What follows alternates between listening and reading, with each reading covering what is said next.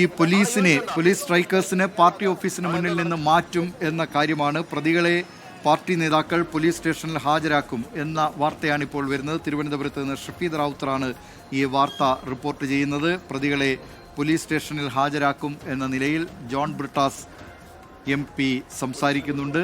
നമുക്ക് അതിലേക്ക് പോകാം. ഒരു സെക്കൻഡ് ഞാനൊരു ചോദ്യത്തോട് പ്രതികരിച്ചുകൊണ്ടിരിക്കുകയാണ്. ഒന്ന് കേൾക്ക്, ഞാൻ പറയുന്നത് കേൾക്ക്.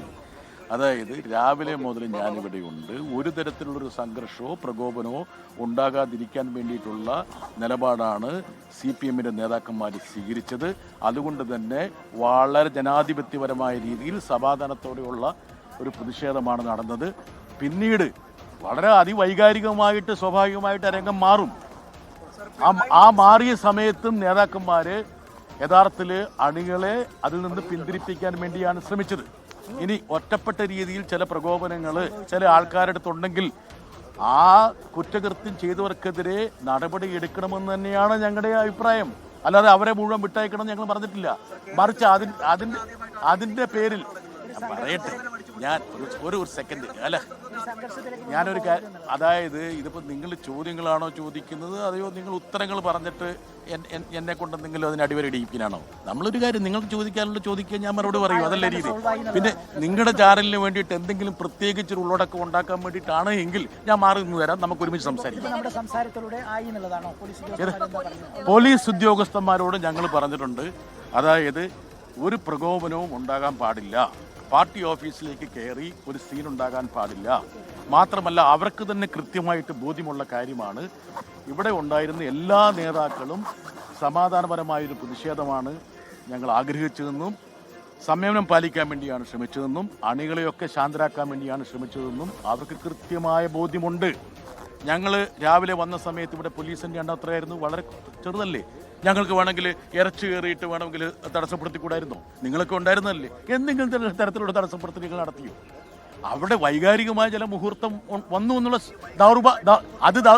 അത് ദൗർഭാഗ്യകരമായ ഒരു കാര്യമാണ്. എന്താ കാരണം എന്ന് വെച്ചാൽ ഇതുപോലുള്ള പ്രതിഷേധങ്ങളിൽ പലപ്പോഴും അങ്ങനെയുള്ള ഈ പറയുന്ന രോഷത്തിന്റെ വേലിയേറ്റങ്ങൾ ഉണ്ടാകും. പക്ഷെ ഞങ്ങളുടെ ഭാഗത്ത് നിന്ന് ഒരു തരത്തിലും അതുപോലുള്ളൊരു അക്രമ സംഭവത്തെ ന്യായീകരിക്കാനുള്ള നടപടി ഉണ്ടാകില്ല. അതുകൊണ്ട് തന്നെ പോലീസിന് ഞങ്ങൾ പൂർണ്ണ സഹകരണം വാഗ്ദാനം ചെയ്തിരിക്കുകയാണ്.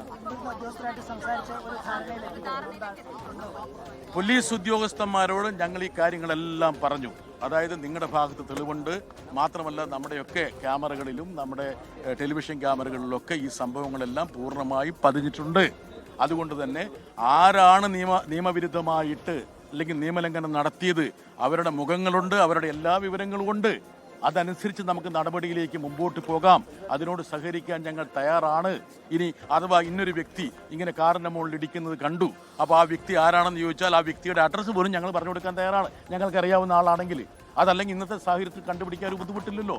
മറിച്ച് ഇപ്പോൾ ഇവിടെ ഒരു സീന് ഉണ്ടാക്കിയിട്ട് ഒരു കലാപപരമായിട്ടുള്ള ഒരു സാഹചര്യത്തിലേക്ക് പോകുന്നതിനോട് ഞങ്ങൾക്ക് താല്പര്യമില്ല എന്നുള്ള കാര്യം ഞങ്ങൾ പോലീസ് ഉദ്യോഗസ്ഥരോട് പറഞ്ഞിട്ടുണ്ട്. അവർക്കത് ബോധ്യപ്പെട്ടു എന്ന് തന്നെയാണ് ഞങ്ങൾക്ക് മനസ്സിലാകുന്നത്. 101%. എന്താ കാരണം എന്ന് വെച്ചാൽ നിയമപരമായിട്ടുള്ള ജനാധിപത്യപരമായിട്ടുള്ള ഒരു പ്രതിഷേധം മാത്രമാണ് ഞങ്ങൾ ആഗ്രഹിച്ചത്, ഞങ്ങൾ ഇവിടെ നടപ്പിലാക്കിയത്. ഒറ്റപ്പെട്ട സംഭവം ഉണ്ടായിട്ടുണ്ടെങ്കിൽ അതിനെതിരെ നടപടിയെടുക്കാൻ പോലീസിന് എല്ലാവിധ സ്വാതന്ത്ര്യവും അവകാശവുമുണ്ട്. നിയമത്തിന്റെ വഴിക്ക് പോകണം തന്നെയാണ് ഞങ്ങളുടെ ആഗ്രഹം. തീർച്ചയായിട്ടും സംസ്ഥാന വ്യാപകമായ പ്രതിഷേധം തുടരും, ഇടതുപക്ഷത്തിന്റെ പ്രതിഷേധം തുടരും. ഇന്ന് രാത്രിയിലും പന്തംകൊളുത്തി പ്രകടനം ഉൾപ്പെടെയുള്ള ഉണ്ടാവും.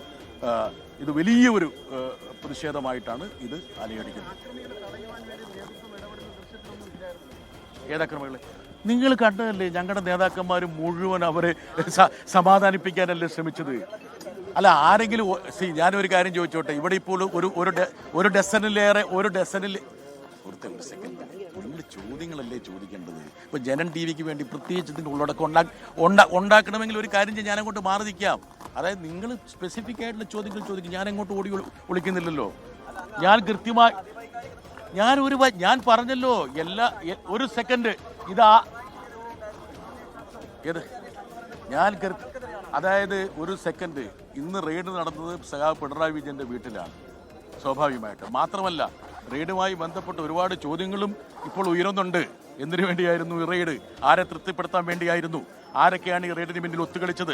അതിൽ കോൺഗ്രസിന്റെയും BJP-യുടെയും പങ്കാളിത്തം എന്താണ്? സഹകരണം എന്താണ്? എന്തുകൊണ്ടാണ് തെരഞ്ഞെടുപ്പിന് മുമ്പ് ഇവിടെ രാഹുൽ ഗാന്ധി വന്നിട്ട് പിണറായി വിജയനെ അറസ്റ്റ് ചെയ്ത് ജയിലിൽ ഇടണമെന്ന് പറഞ്ഞത്? അതൊക്കെ ചോദ്യങ്ങളല്ലേ? അത് മാത്രമല്ല, ഈ CMRൽ നിന്ന് പണം കൈപ്പറ്റിയ 2 പേർ ഇന്ന് സെക്രട്ടേറിയറ്റിൽ മന്ത്രിമാരായി വിരാജിക്കുന്നു. ഇതൊക്കെ ചോദ്യങ്ങളല്ലേ? ആ ചോദ്യങ്ങളൊക്കെ ഞങ്ങൾ ചോദിക്കില്ലേ? നിയമത്തിന്റെ വഴിക്ക് പോകണം. നിയമാനുസൃതമായിട്ടുള്ള എല്ലാ അന്വേഷണങ്ങളിലും കേന്ദ്ര ഏജൻസികൾക്ക് വ്യാപൃതരാകാവുന്നതാണ്. ഇനി നടന്നോട്ടെ എന്ന് ഞങ്ങൾക്ക് ജനാധിപത്യപരമായി പ്രതിഷേധിക്കാനുള്ള അവകാശമില്ലേ? ഇല്ലേ? ഒരു സെക്കൻഡ്. അതായത് കേന്ദ്ര ഏജൻസികൾ, ഞാൻ പറഞ്ഞല്ലോ, അതിലെന്തെങ്കിലും നിയമലംഘനം നടന്നിട്ടുണ്ടെങ്കിൽ നടപടി എടുക്കണം, പോലീസ് എടുക്കട്ടെ, അതിനോട് ഞങ്ങൾ സഹകരിക്കുമെന്ന് പറഞ്ഞല്ലോ. ഒരു സംശയ കാര്യത്തിലല്ലോ. മാത്രമല്ല, കേന്ദ്ര ഏജൻസികളെ ആയുധവൽക്കരിക്കുന്നു എന്ന് പറഞ്ഞത് CPM അല്ലല്ലോ. കേന്ദ്ര ഏജൻസികളെ ആയുധവൽക്കരിക്കുന്നു എന്ന് പറഞ്ഞത് സുപ്രീം കോടതിയിൽ.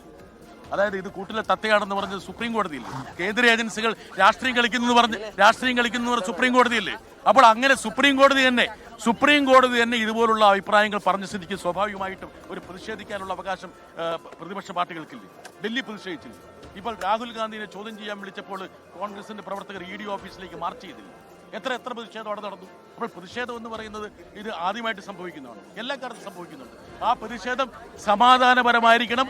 പ്രകോപനം ഒരു തരത്തിലും അതിനെ ആരും ന്യായീകരിക്കില്ല, അതിനെ പിന്തുണയ്ക്കുകയും ഒരു തരത്തിലും. അതിന്റെ പരിക്കിനെ കുറിച്ച് ഞങ്ങൾ മനസ്സിലാക്കിയത് ഈ പറയുന്നതൊക്കെ പൊലിപ്പിച്ച വാർത്തകളാണ്. എന്തെങ്കിലും തരത്തിൽ വസ്തുതയുണ്ടെങ്കിൽ ആ വസ്തുത പോലീസിന്റെ കംപ്ലൈന്റിൽ നിന്ന് മനസ്സിലാവും, പോലീസിന്റെ നിലപാടുകളിൽ നിന്ന് വ്യക്തമാകും.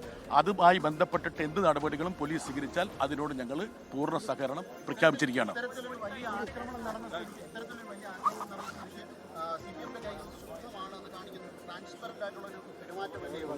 ഏത് ട്രാൻസ്പെറന്റ് അല്ല? ഞാൻ നിങ്ങളുടെ മുമ്പിൽ ട്രാൻസ്പെറന്റ് ആയിട്ടല്ലേ സംസാരിക്കുന്നത്?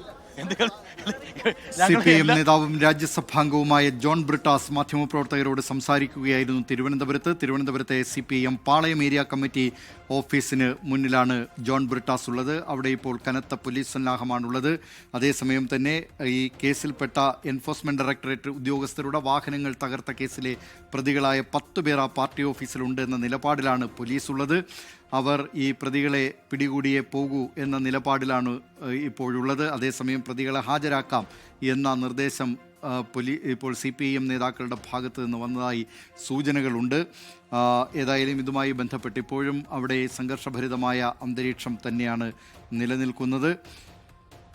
സംഭവിച്ചത് വൈകാരികമായ സംഭവമാണ്, ഇതിൽ അക്രമത്തെ ന്യായീകരിക്കില്ല എന്നും ജോൺ ബ്രിട്ടാസ് പറയുന്നുണ്ട്. വിവിധ സ്ഥലങ്ങളിൽ ഇപ്പോഴും പ്രതിഷേധ പ്രകടനങ്ങൾ നടക്കുകയാണ്. CPMന്റെ പാളയം ഏരിയ കമ്മിറ്റി ഓഫീസിന് മുന്നിൽ പോലീസ് ഇപ്പോഴും നിലയുറപ്പിച്ചിട്ടുണ്ട്.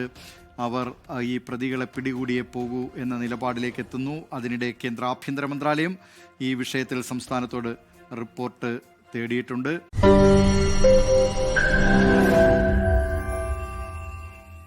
ലോകത്തെവിടെയായാലും ഏത് സമയത്തും 24 വാർത്തകളും ഓഗ്മെന്റഡ് റിയാലിറ്റി പാക്കേജുകളും എക്സ്പ്ലെയിനറുകളും വിശദമായി കാണാൻ ഞങ്ങളുടെ YouTube ചാനൽ നിങ്ങൾക്ക് സബ്സ്ക്രൈബ് ചെയ്യാം.